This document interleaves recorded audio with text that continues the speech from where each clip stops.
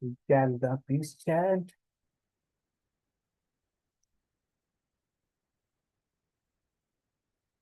Om Bhadram Karnevhi Shrunuyama Devaha Bhadram Pashve Maksha Dhīryajatraha Stirair Angais Tushtuvakshastanuhihi Dashema Devahitam Yadayuhu Shastina Indro Viddhashavaha Swastina Usha Vishwavedaha Swasti Nastaksho Arishtanemihi Shasti no Brihaspatir Tadhatu Om Shantihi Shantihi Shantihi.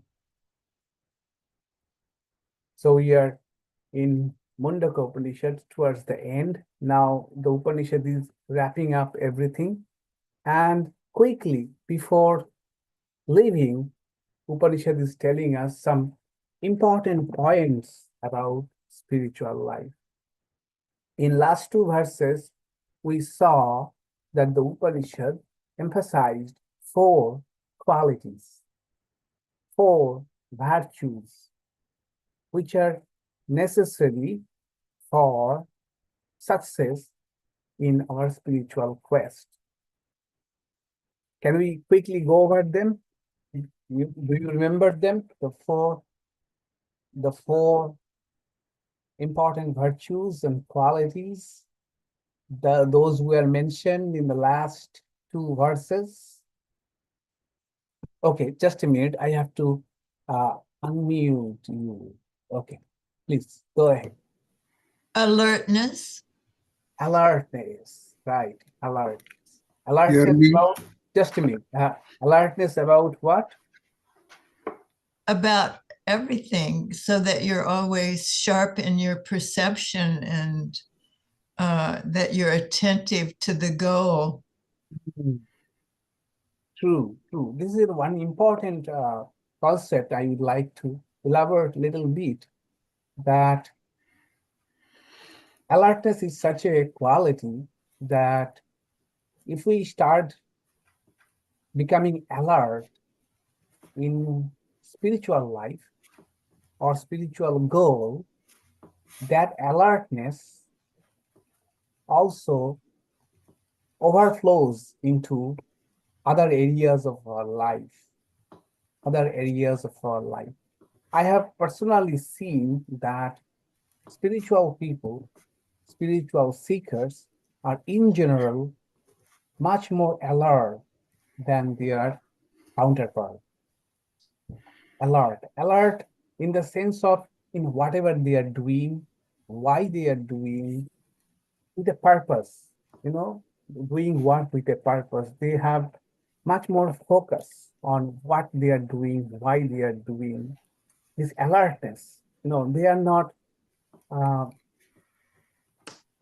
sloppy people. They don't do too many of mistakes. Mistakes all of us do, but lack of alertness shows up in doing silly mistakes. That's why Swami Brahmananda, the disciple of Sri Ramakrishna, who was himself a spiritual giant, he used to tell that in Belur Math, bring your potatoes. Okay.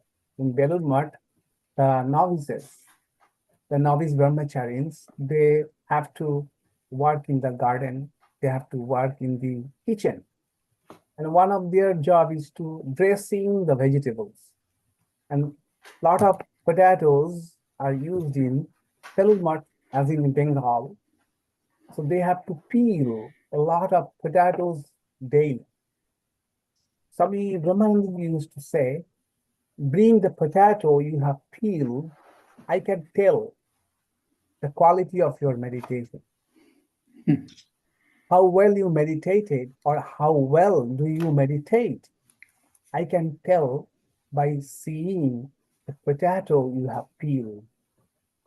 This is very significant thing. We need to think about it, think over it, that some of us maybe into spirituality, we are trying and doing this, doing that, but when it comes to alertness, where is our alertness? This alertness can be trained. It can be trained through meditation, through focus study. And so Upanishad says that those who are pramada, those who are not alert about their spiritual goal and the steps we are taking, it is not possible to succeed in this spiritual life. Okay, that was one.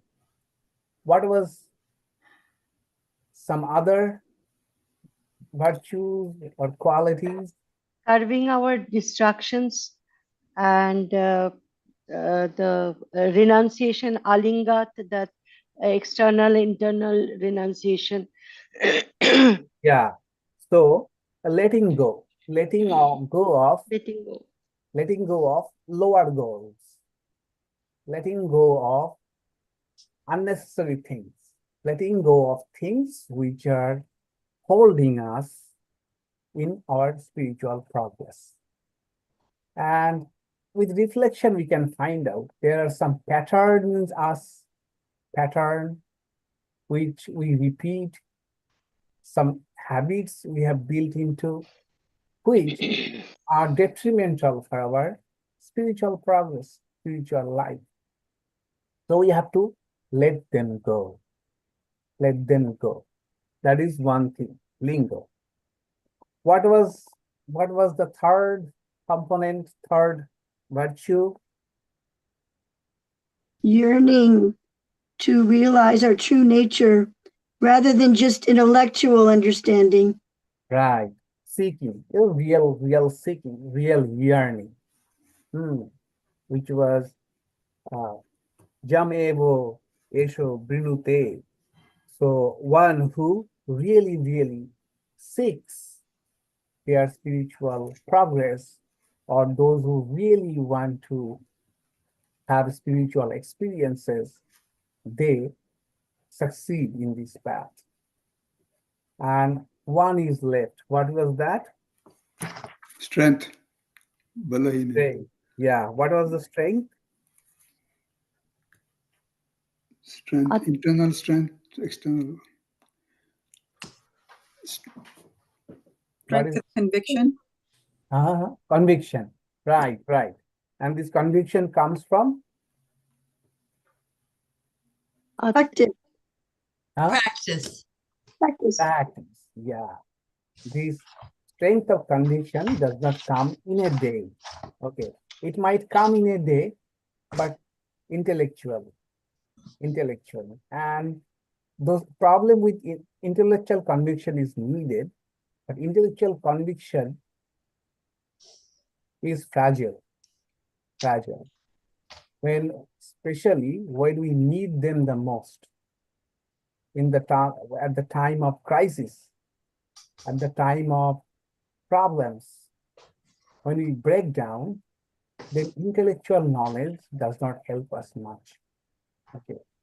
It is the conviction that comes through dedicated practice of many years. They then help us. Okay. So in the spirit, to succeed in spiritual path, one needs some amount of strength. This strength is conviction that is the result of years of practice, years of dedication. Okay. So these are there are many other virtues which were mentioned here and there, but towards the end, Upanishad is giving us some more ideals, virtues to ponder over and to think about them. Now, in the next two verses, the Upanishad will be speaking about what happens to an illumined person. Illumined person's experience. Illumined person, what kind of life they live. What is their lived experience is like.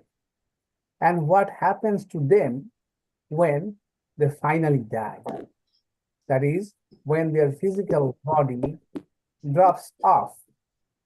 So the illumined person has already got illumination and already free. Such a person is called Jivan Mukta. That is, free even while living. But they are ultimate. They are still living in this world, although they are not affected like others, but their final liberation, post-mortem liberation, happens at the drop of their body, which is called Videha Mukti. Videha Mukti. So what happens at the time of Videha Mukti? What happens even before Videha Mukti? Once someone has really grasped the truth, felt the truth, assimilated the truth, or experienced the truth. These are the subject matters of the next two verses, 3.2.5, 3.2.6. Okay. Let's take a look at that.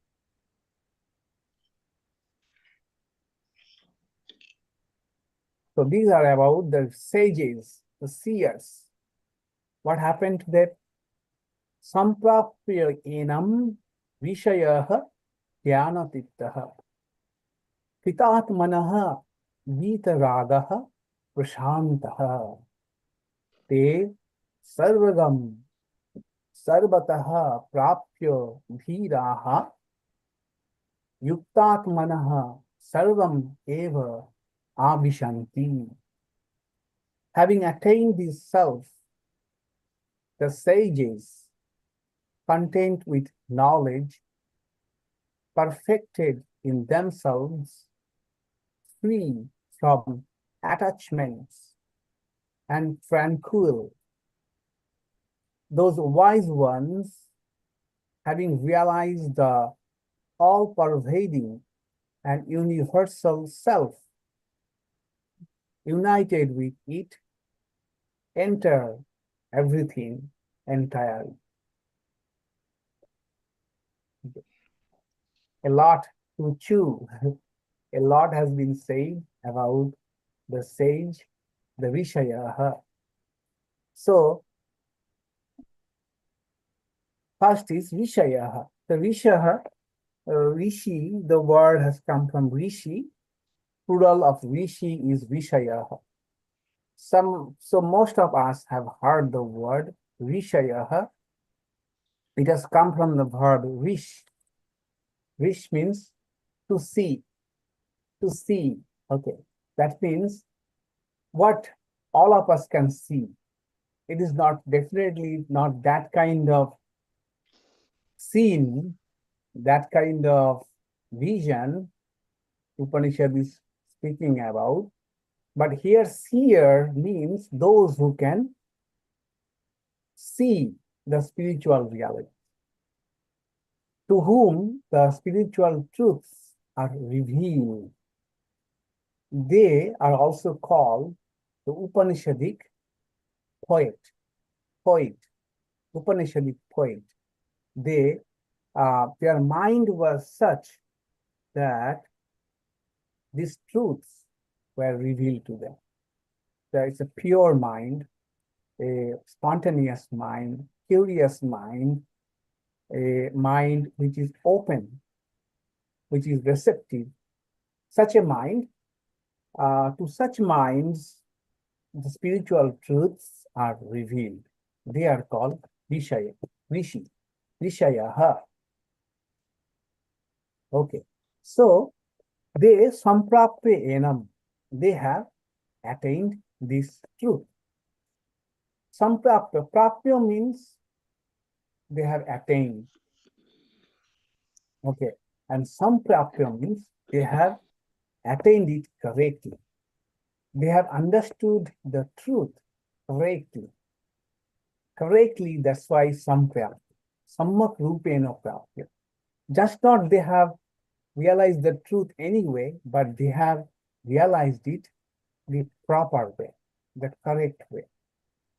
What happens when they realize the truth correctly?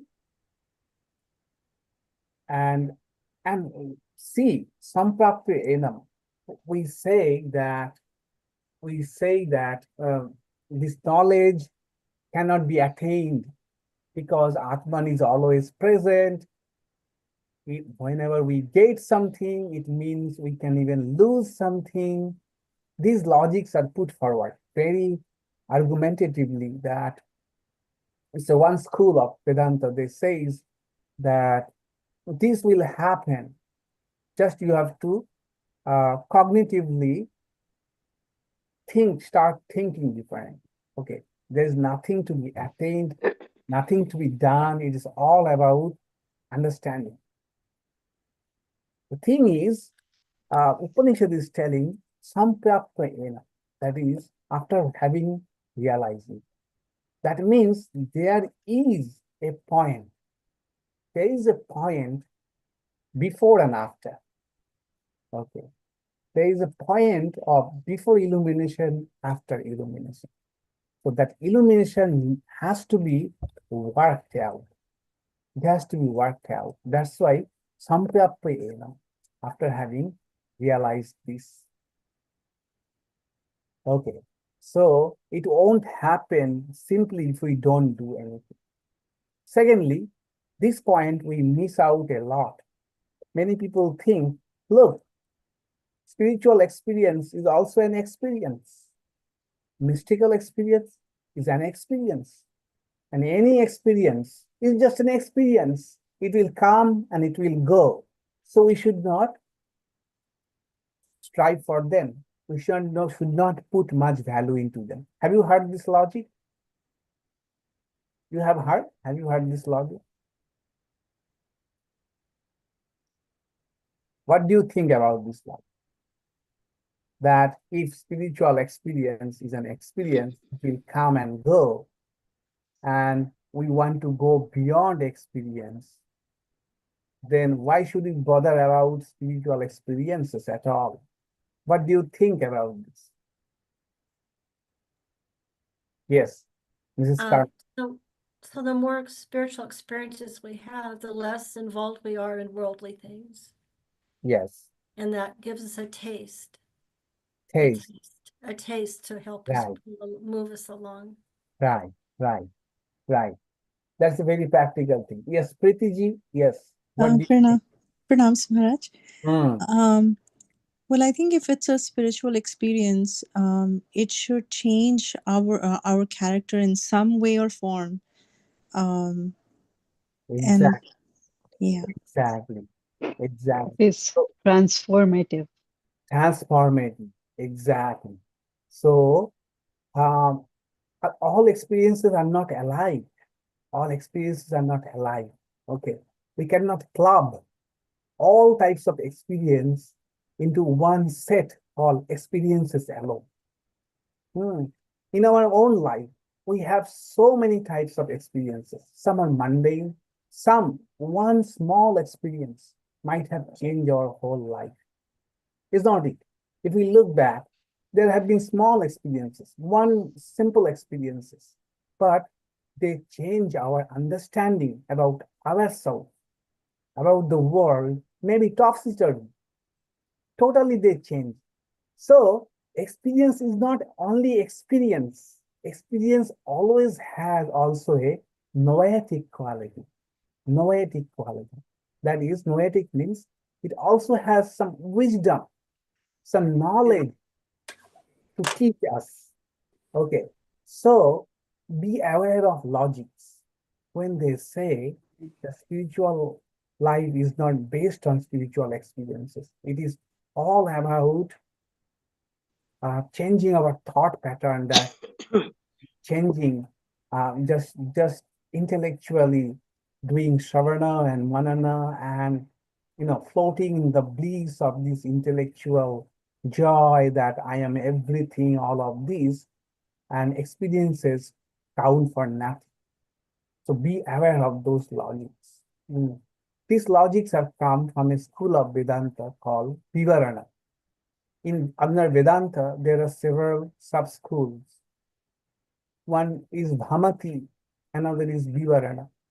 Vivarana is not a traditionally accepted path because Vivarana school does not recommend meditation. Vivarana school does not value the importance of nididhyasana. Okay, there are a few other things. And Vivarana school, unfortunately, recently got popularized. A tradition, I don't want to name the tradition, a tradition was built upon this Vivarana school. And they have eloquent speakers. And some famous Vedanta speakers are also influenced by Vivarana school. And it is very catchy, very interesting because it does not ask us to meditate. Okay, meditation, all of these are very, very for preliminary, primary students. You just have to think yourself, Atman and Brahman and infinite. That's it. But this thinking, this changing of identifying ourselves with that limitless reality cannot be possible without some amount of practices and meditation. Vivarana school will hold truth if we are careful about the preliminaries that are asked for. If we are intellectually into Vedanta, the preliminaries should be concrete. The preliminary steps I must have completed all those virtues, putting up with all problems, with a smiling face, really with contentment. I am facing all the problems. I can recollect my mind, withdraw my mind. I have patience, I have faith in the Upanishads, all of this. Then I have a clear, firm understanding of what is real, what is unreal, what is temporal, what is permanent. All of these practices should have been done before we take up even Shravana, Manana, and Yasina.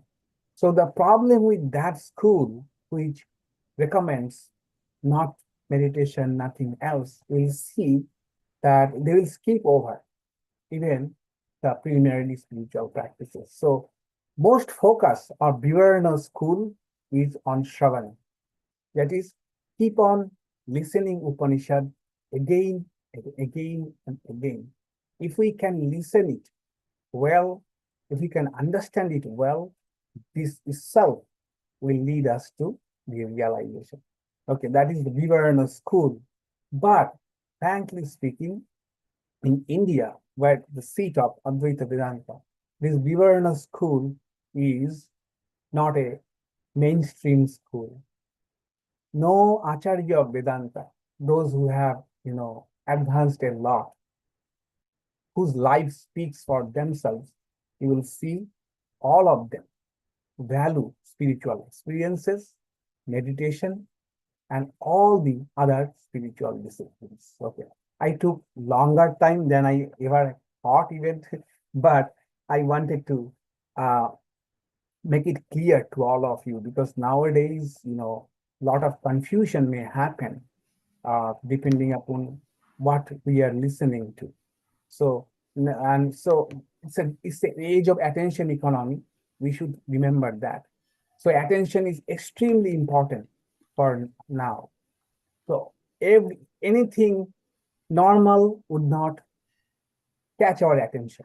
Okay, something has to be very compelling and something extraordinary that catches our attention.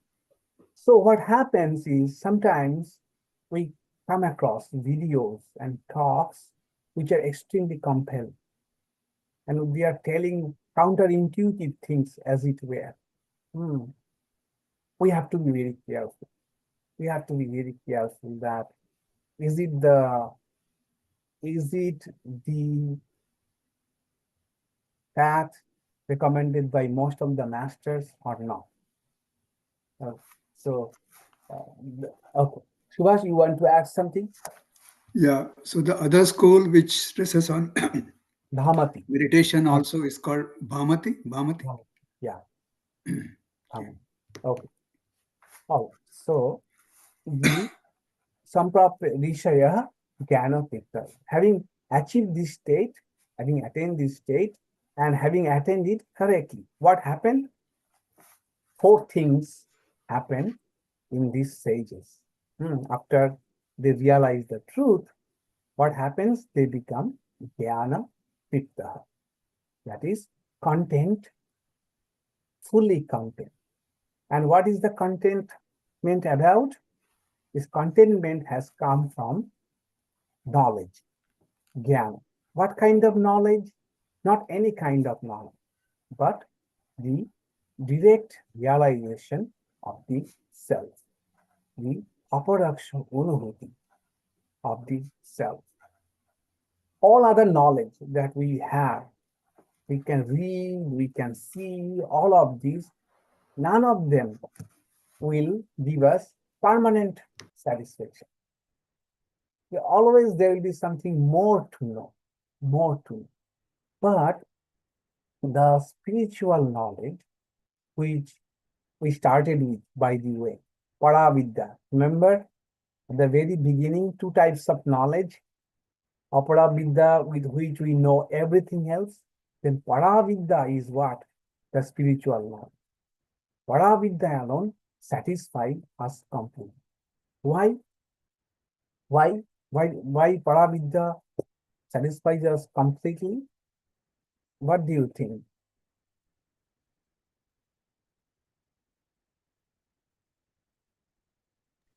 Because the sense of duality is gone, and there's a tremendous stress that comes with being separate, more than anyone could ever know.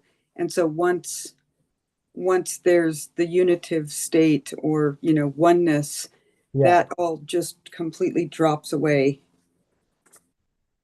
Yeah. So, okay, is it during the experience you are telling, or after experience? It's during the experience. Okay.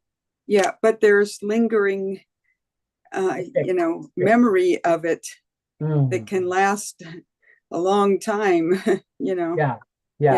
Which satisfied you and which make you content about your life. That's why this content is coming from knowledge, right? Or from the realization. Yeah, the knowledge is that there's no awareness that one was ever separated in the first place. There's absolute, there's not fear that it used to be a certain way or anything. There's absolutely no, and that in and of itself is good. And anyone, any other idea why spiritual knowledge, paravidya, cannot give us the permanent satisfaction? It's purnam. It makes us complete. It makes us fulfilled. Yeah, fulfilled. All the doubts are destroyed. Good. Coming to the answer I was looking for. All of the answers are right, by the way. All the answers are right. Okay. It gives the knowledge of the Paramatman, which is the beyond the worldly, all these apara vidyas, all the the changeable knowledge. It goes beyond that, which doesn't have any change. That is the truth, the reality of our existence. Right. True. The knots of the heart. Knots of the heart. doubts of the Sarvam. heart. Yeah. So I was thinking in this way that, we have existential questions. So no matter how much we are successful financially, socially, in relationship wise, but there are some existential questions like, what is the purpose of life? What is the meaning of all of this? Where I have come from, where am I going? These questions can be solved only spiritual. Okay. Buddha, like Buddha, what he said, the suffering, what is the origin of suffering and all of this. So unless these existential questions are resolved, we would never be content about our life. We'll be never fully content about our life. Lingering questions will remain in our life.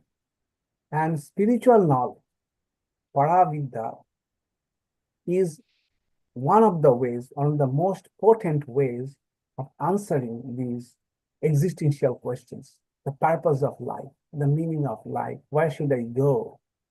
So I think that is why the Upanishad says that the sages are jñānatṛptāḥ. These understanding that with clarity, what is life, what is the purpose of life, and what really reality is. For right now, our identities are like with our physical self or relational self or ego self or mental self. But when these sages gain the understanding, they identify themselves with their spiritual self, then everything becomes very crystal clear. The goal of life, what is the purpose of life, and that's why you will see that more a person advances spiritual, and an illumined person, you will see their life is extremely simple. They have simplified their life because they know what are the essentials and what are the non-essentials. When we have clear idea and clear knowledge and conviction, what are essentials and what are non-essentials, we'll see our life has become so simple, so content. With little things, we'll be happy because we have got the essence of life, got the essence of our life, essence of a purpose of our life, what is the value of, or our connection with the world. What is this connection about?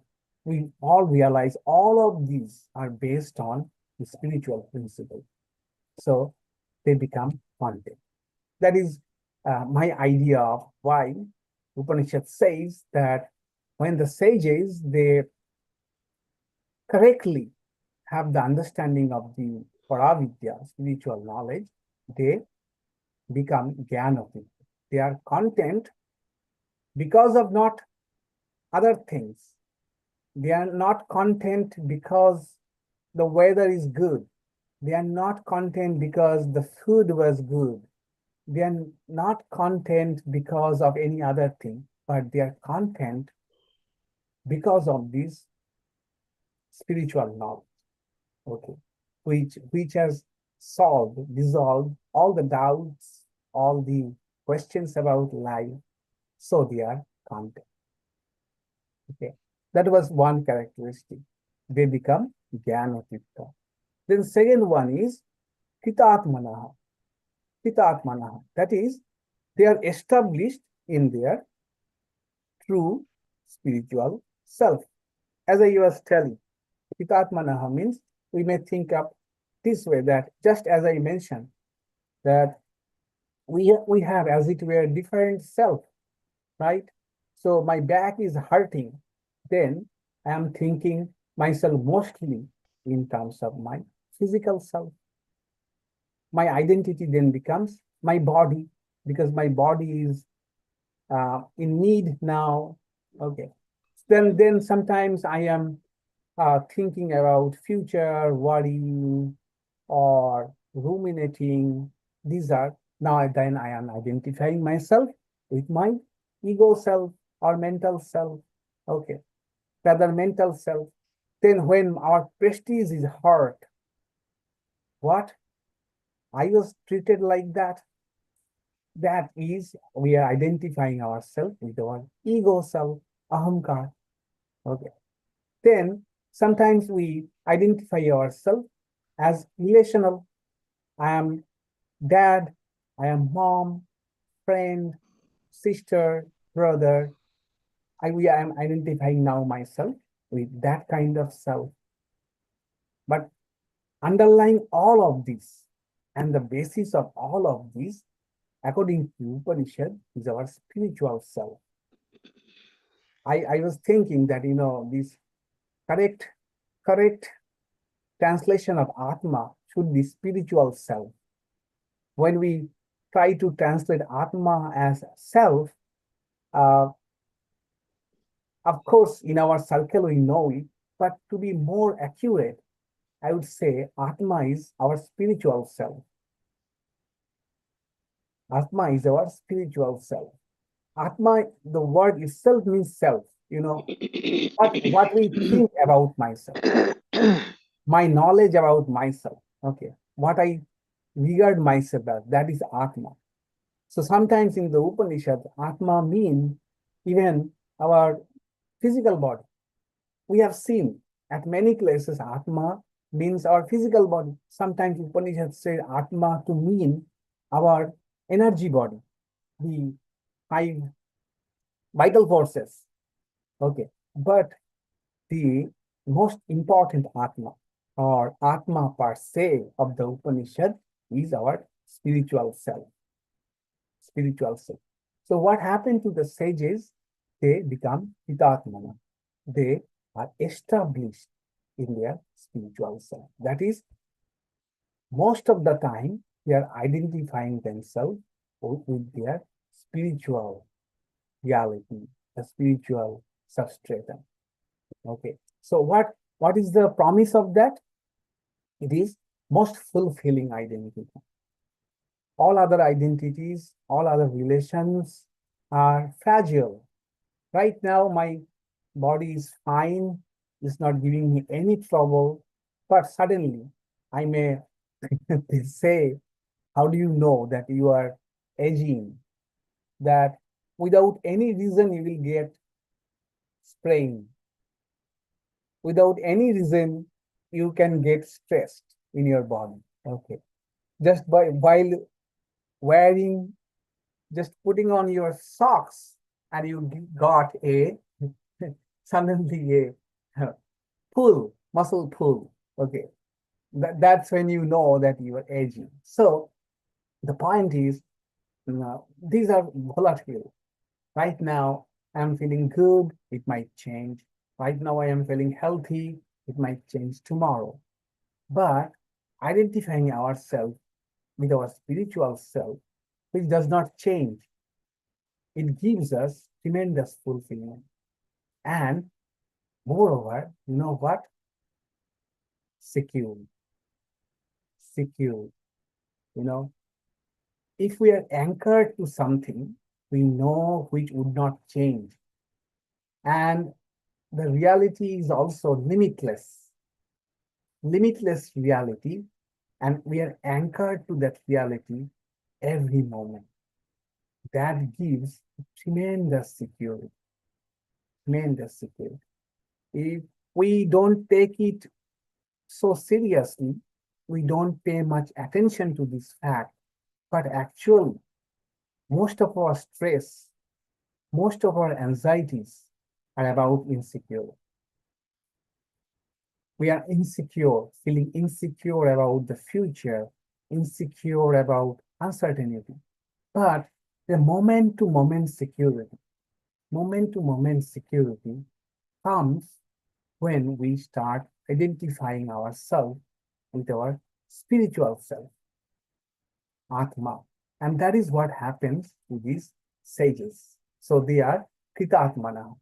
They are established in that self they are fulfilled, and they identify themselves with a very enduring identity and with most secured identity. So these are two we have found. One is jñānatṛptāḥ, they are content because of this knowledge. The spiritual knowledge has given them the contentment. The contentment has come from solving the existential questions of life, the big questions of life. Then kṛtātmānaḥ, they identify themselves with their spiritual self, which is an enduring principle, and that gives them an enduring sense of security, all the time. So we'll see illumined people, they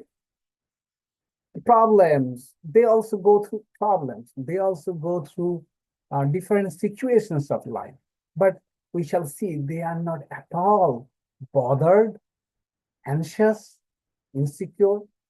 So they take life as it comes. They are very much attuned to reality. So this has come, I have to do this. This problem has come in my hand, now I have to do this. Okay, nothing to be anxious about, nothing to be stressed about. Why? Because there is a sense of secure attachment to that anchor, the core, spiritual core. Okay, that is what Upanishad is trying to point out.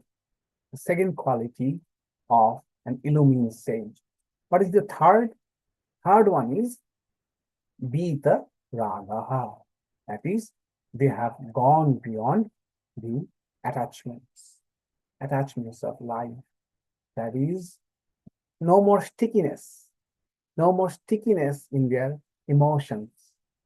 Emotions are not the problem. Love for others, not problem. Compassion, no problem. All the emotions are very good. We need them. All of our appropriate emotions.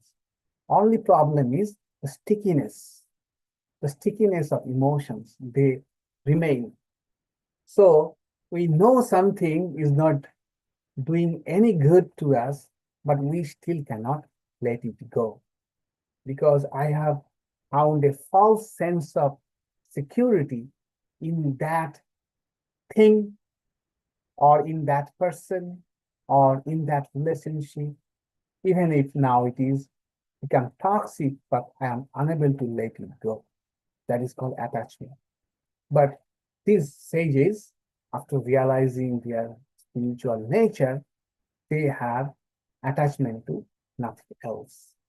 Okay, because again, if you start explaining all of this to the concept of secure attachment, when we have securely attached to our spiritual self, then giving up or letting go other things is no big deal.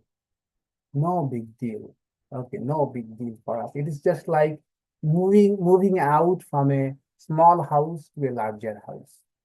Okay, so inevitable, if we want to live in a larger house, we have to move out from a smaller house. So they see letting go like this. So they are involved in everything. They are also enjoying the coffee. They are enjoying, of course, say an entertainment program, but they are not attached to them. They can, whenever it is needed, they can let it go. Okay. And this is true for illumined people, but the point is, the more we also progress in our spiritual path, we shall see we are also acquiring some of these qualities. We are also becoming more and more content with our life. We are having more clear understanding about the purpose of life. Okay, and we are also now more able to identify ourselves, maybe only for a few seconds a day, but still we can identify ourselves with our spiritual self. Okay, And we are also able to let go of things which earlier we could not go. We could not let go, but now we are able to do it. All of these are the signs of spiritual progress. Upanishad is placing before us the final ideal, the highest ideal of and realized soul. But these are also available to us in smaller degrees, in smaller intensity probably, as we progress in our spiritual life. So third was this, and what is the fourth? Fourth was praśāntāḥ. The praśāntāḥ is also shantaha. The word is shanta. Shanta means they are peaceful. Again, praśāntāḥ. Praśāntāḥ means prakṛishta rūpena shanta. That is, this shanti, this peace is unshakable. It's the inner peace. They have an inner peace which is unshakable. So even when they are maybe going through different areas of life, they may appear to be, maybe a little frustrated or agitated a bit, but deep within they have a peace which cannot be disturbed. And so that is the important praśāntāḥ, that is peace from deep within. Some people may show peace outside, okay, but inside there may be storm going on. There may be storm. Outside the person may appear very peaceful, very nice, and no agitation, but inside we could see a storm might be going on. Fire is going on. Internal chatter is going on. That is not Shanti. Upanishad is telling this Shanti comes from within. So no storm inside, no storm outside.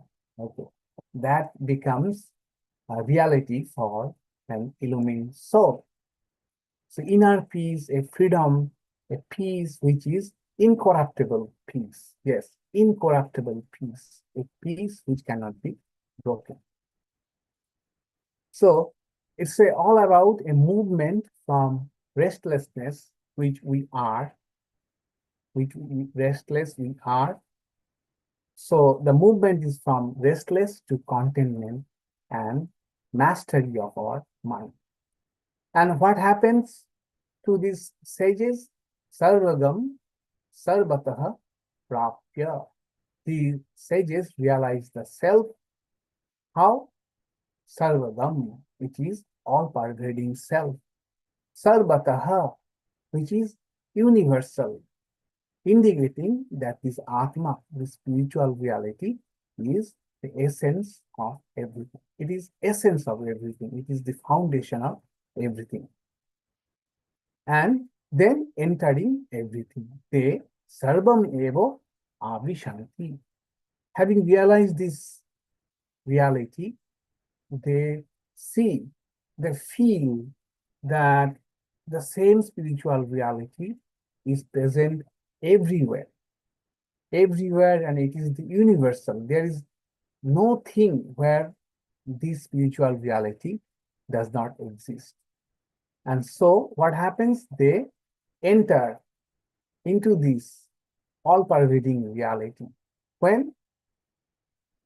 It implies that at the time of death,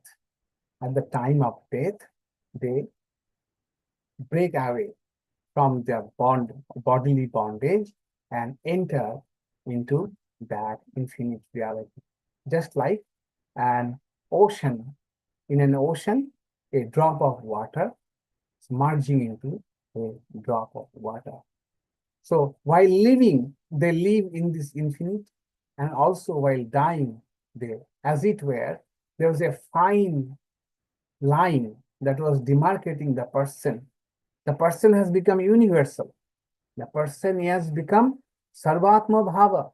The person is identifying themselves with the whole universe.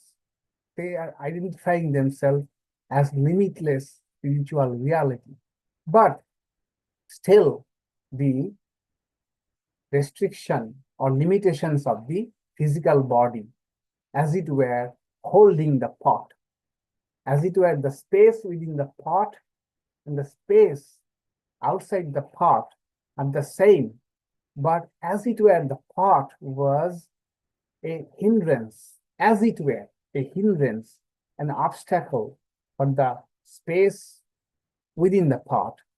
And for such a sage, when they die, their body drops off, and since they have no karma, their mind also disintegrates. Their mind does not then reincarnate or transmigrate. It has fulfilled its purpose, then all the elements that made the mind, the body, they all of them disintegrate into the nature from which they came. And the person who is now nothing other than that vast reality merge with vast reality. That is sarvam sarvagatam eva āviśanti. So in short, this verse says that when a person correctly realizes the spiritual truth, then 4 qualities are manifested in them. One is jñānatṛptāḥ. This spiritual wisdom satisfy them, make them fully content by giving the answers to all the big questions of life and infusing life with meaning. Then they become what? Then the second one was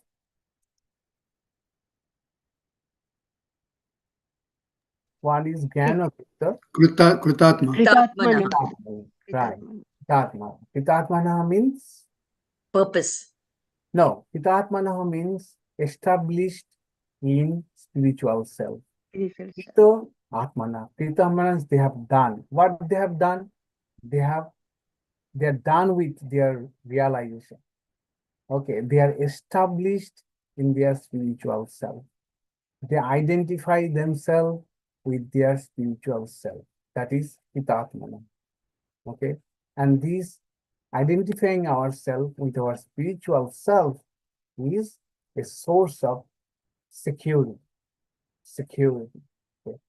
Then third is they become what? vītarāgāḥ. Vītarāgāḥ. That is from whom? Vita, gone. What? Rāgāḥ. What are raga? Strong likes, strong dislike, strong opinions, strong liking for things. These are called attachment. They are gone. Because all of this now, in the whole scheme of things, it becomes easier to let go. Because I have found something which is infinitely more valuable. So for me, giving up, letting go of these small attachments is no problem. Vītarāgāḥ. And finally, what? What is the fourth? praśāntāḥ. Praśāntāḥ. Praśāntāḥ means they are tranquil, they are calm, they are serene. And this serenity is from deep within, not only a facade which is from outside, but from deep within. And then what happens? Such a person, while living, they enter into that realm of the Brahman. That is, they live a very exalted life. a very broad life, a generous life. This is something we have to also remember, that an illumined person can never be a selfish person, cannot be a self-centered person. These won't go hand in hand at all. Self-centeredness and spiritual growth, just antithesis to each other. If someone thinks I am spiritual, at the same time I'm always thinking about my need, my desires, my gain, no, not at all, no progress at all. Because spirituality is supposed to make us unselfish, other-oriented, transcend our ego, transcend our self-centeredness. Such a person enter Brahman. What does it mean? Brahman means vast, limitless. They can no longer be absorbed with their small, little likes and dislikes, my gain, who gained here, who lost here, what is in for me, what I am going to get out of it. This type of self-centeredness, no, not at all. So Jnani becomes very generous, very broad, because they feel oneness, spiritual oneness with everyone. So the natural tendency for them is to, what can we do for others? What I can do for others? For most of us, it is, what can I get from others? What can I get? What can we do for others? Because we are all one. Okay. So such a person, while lives such a grand life in the sense of such a expansive consciousness, such an expansive life. And when finally their body drops off, as it were, it is just an analogy, also not a metaphor, and should not be taken too literally. It is, as it were, the space that was contained within the body, within the pot broke down, and the space became one with the space all around, the infinite space. That is what happened to a illumined person. Okay, I see a question, raised hand. Please go ahead.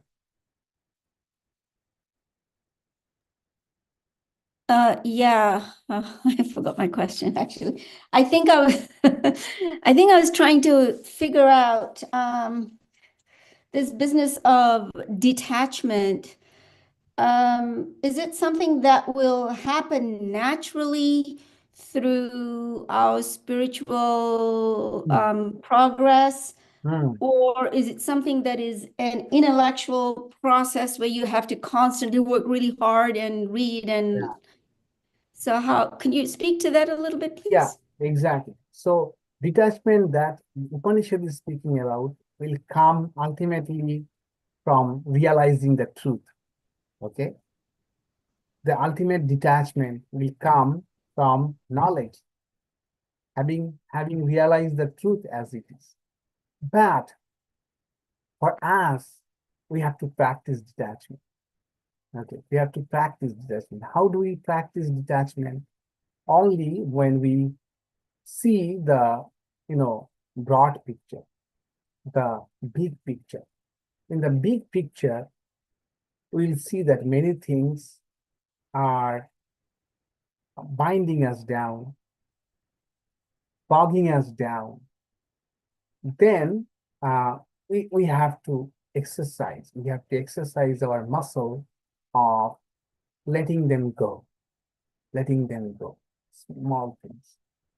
And another thing which I want to emphasize again and again, detachment means the two things are there. One is attachment. Attachment is too much of liking, as well as too much of not liking. Aversion is also the flip side of attachment. They go hand in hand. If I am attached to something too much, that is a bondage. If I am averse to something too much, that is also a bondage. Raga and desha. Okay. So both of them we have to tackle. The idea is to go beyond strong like. Let's have liking or disliking, but let not there be too strong. Too strong liking and dislike are like the glue, the stickiness. Okay. For example, say I prefer coffee. Okay, good. I love coffee. I take a cup of coffee, but I suppose I need Starbucks coffee every day. Not only Starbucks coffee, but a particular Starbucks coffee. Without that, I cannot. In that case, it has become too strong a lie. Too strong a lie, it has become an attachment. Although this attachment won't give us any trouble as such in spiritual path, I'm just giving an example. It is not, detachment does not mean that I don't like anything. Detachment does not mean that I don't enjoy coffee, I don't enjoy this. I enjoy everything, but at the same time, I am not glued to them.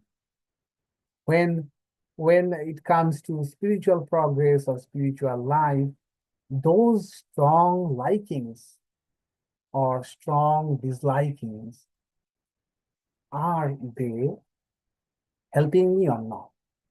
So from spiritual seeker's perspective, attachment and detachment are these. What are the habits or patterns or likes or dislikes which are holding us in our spiritual progress? That reflection.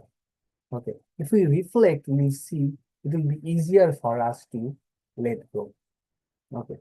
So one is attachment. Detachment is something different from attachment. Detachment is getting into something with full attention, but when the thing is over, I am also fully free from that. I am not ruminating over the thing again and again. Okay. So I go to a party, I meet people, I enjoy the thing, but now I am unable to detach. That is, I am not unable to withdraw myself from all of this. That is not detachment. Okay, detachment is our ability with our willpower, effortlessly, from things we don't want to get attached to. Okay, that is detachment. That is detachment. So did you get any worthwhile answer, or did I just confuse you more? No, you did not confuse me. Thank you. The point is, how to do it is everyone's own challenge. But what I found most important is to remember that attachment means strong liking. So any strong liking, strong disliking is attachment, raga and desha. And you will see these strong likes and strong dislikes are what troubles us most. They give us most of the trouble. Okay. Is it possible to cultivate in the beginning, novice spiritual seekers, rather strong attachment to spirituality? Yes. So that they don't falter. It's in the beginning, at least in the beginning. True. Exactly. In fact,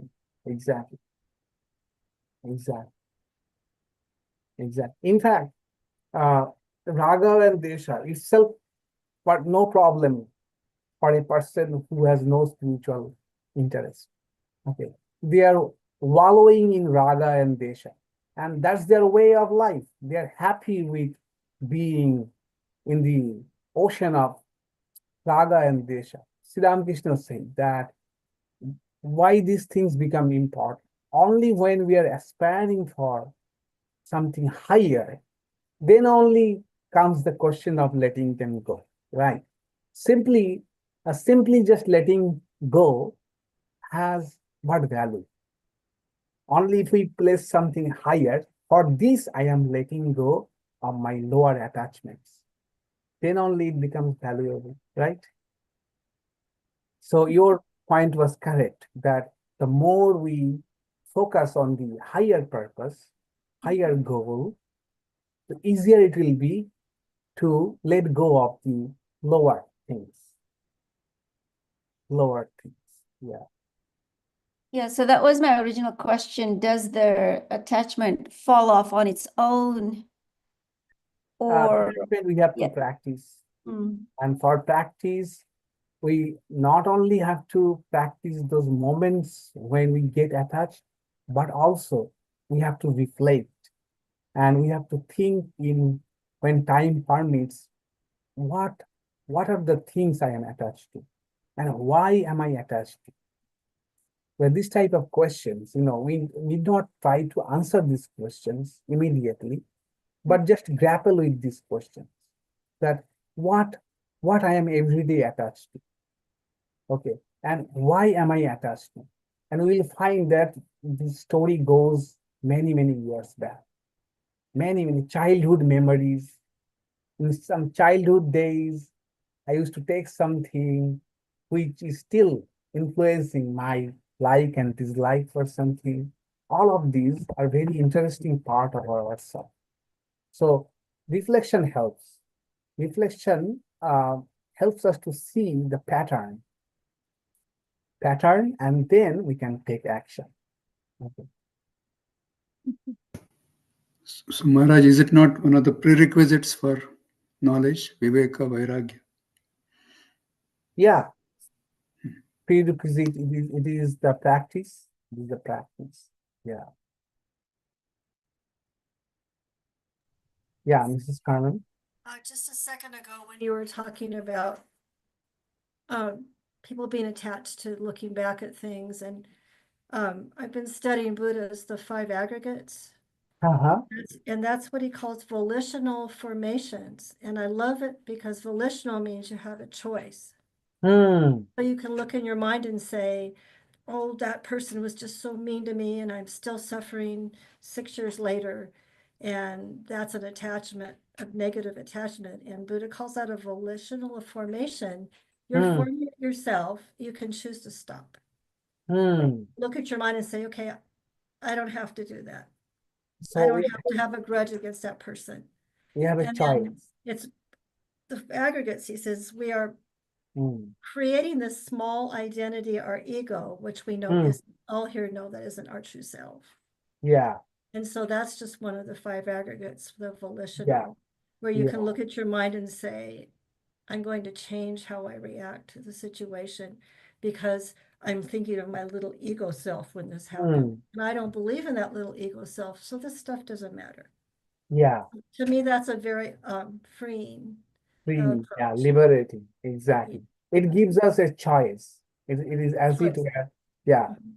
Look, you have attachment. Now you have choice. Whether we want to come out of it or want to live with it. Okay. It is, there's no sin in it. It's not a sin to have that attachment or we are gone, but at the same time, it's our choice. We'd like to live with those attachments or let them go. Well, also Buddha connects attachment to the body and everything, but he says we continue to create a delusional self. You know, the little ego. So we keep building and, the habits are building. It's the lower bird. Yeah. On the 2 golden birds, we keep building that little bird, and we all know that's not really the bird we are. Yeah. So we are feeding the bird on the lower branch. Yeah. True. So we are making the identity of the lower bird stronger, which we should do the opposite. We should make the identity of the higher bird more stronger in us. Instead of that, by following attachments and desires and all of this, we are actually reinforcing the lower bird identity. That's what Buddha is telling. Yeah. Good. I thought I of, wanted to say something. yes, Arundhati, yes. Yeah. So Swami Prabhudananji used to play with the word viraga. Viraga is detachment. But then he said, if you develop vishesharaga for spirituality, Yeah. so viraga becomes vishesharaga. Visheshwaraga. Yeah, in that case, it becomes positive, right? Mhm. Yeah. And then automatically other things drop off. True, true. It's a two-way process. One is to letting go and the lower things, and also aiming for the higher things. So they go hand in hand, hand in hand.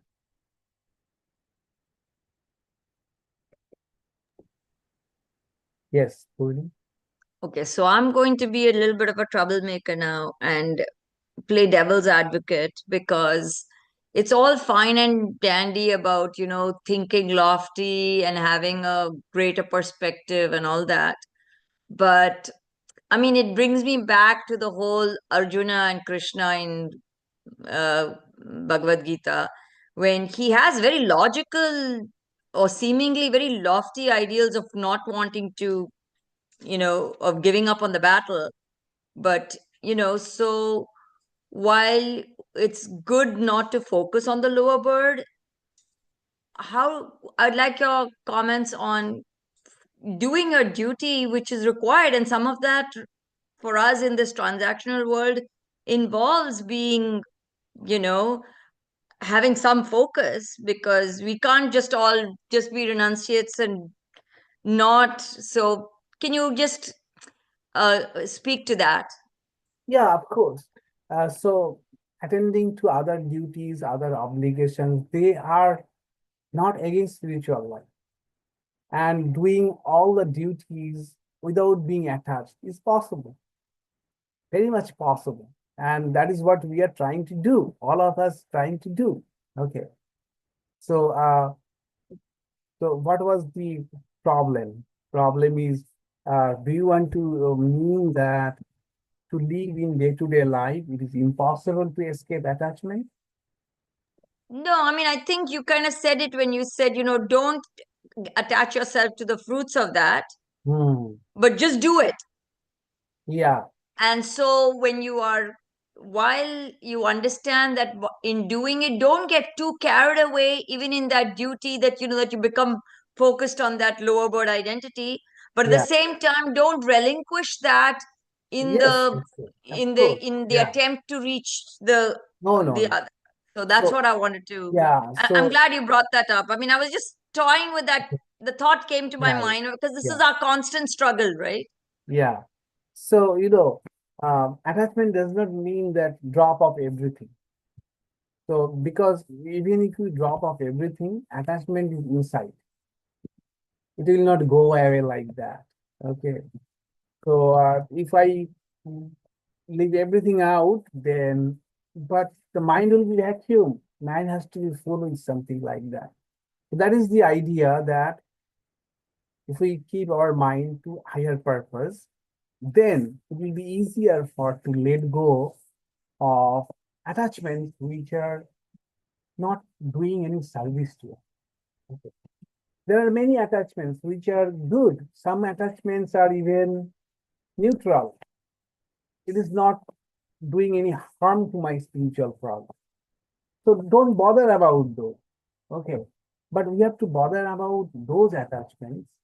It will vary from persons to person's life, which are kind of holding us back from realizing our full spiritual potential.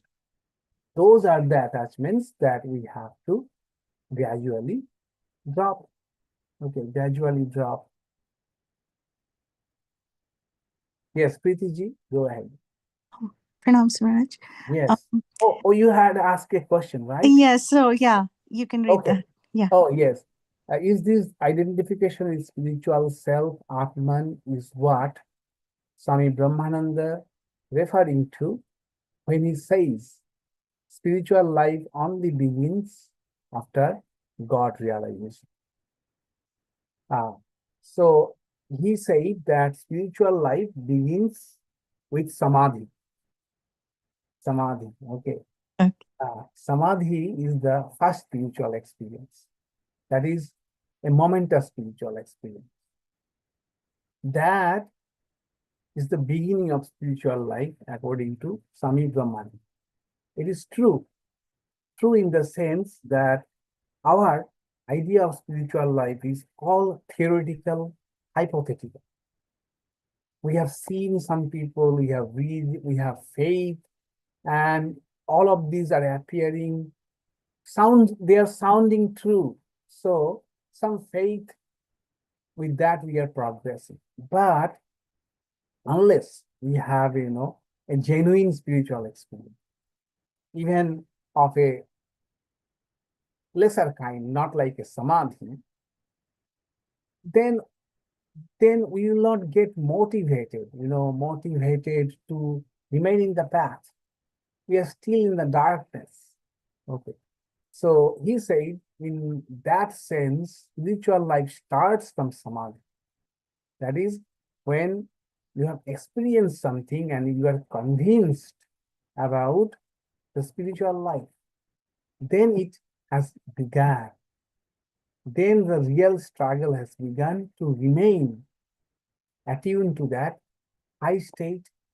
That is, so spiritual life, in a way, it is so amorphous a term, we can say anything and say this is spiritual. Okay, say, yeah, indeed. And indeed it is. Spirituality is such a broad idea. Being unselfish is a spiritual. Volunteering, of course, is a spiritual thing. So in that case, we cannot say that, your spiritual life begins only with samadhi, but the kind of spiritual life, intense spiritual life that Swami Brahmananda had in his mind, that begins only from a genuine spiritual experience. Okay, genuine spiritual experience. That's why he said that. Thank you, Maharaj. Yeah. Actually, he said,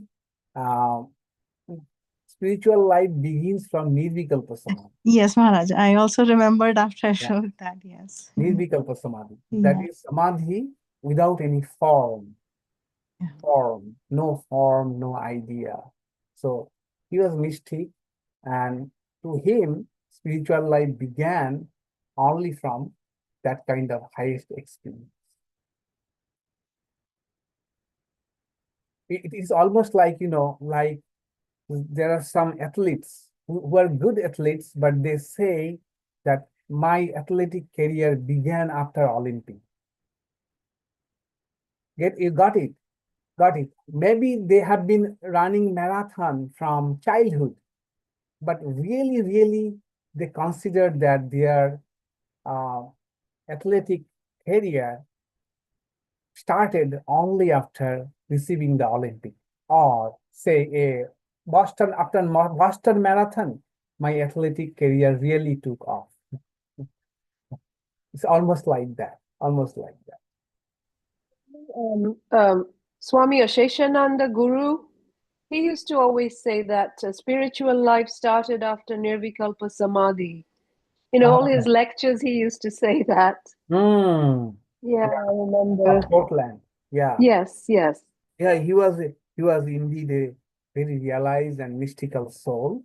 Okay. So everybody believed that he had a lot of spiritual experiences. Holy Mother's last disciple. Yes, he was Holy Mother's disciples, and he was in our Vedanta Society of Portland for decades. All right, so let's close today here. Then next class will be last class before I go to India. Okay, so in last class, I shall take up 2 mantras, and we shall think about some homework, easy homework. I had the idea that probably I will be able to complete this Upanishad before leaving for India, but there are few verses left. I don't want to rush. Okay. What I will do is, in my absence, I will give some homework for you so that you can go back to the classes, and some creative homework I would like to give, which will keep you engaged, motivated, as well as you find it fun. Okay, we shall do something in our next class. So let's say Shanti, Shanti, Shanti, and I wish you all a good weekend. See you next week, huh? Om Shanti, Shanti, Shanti.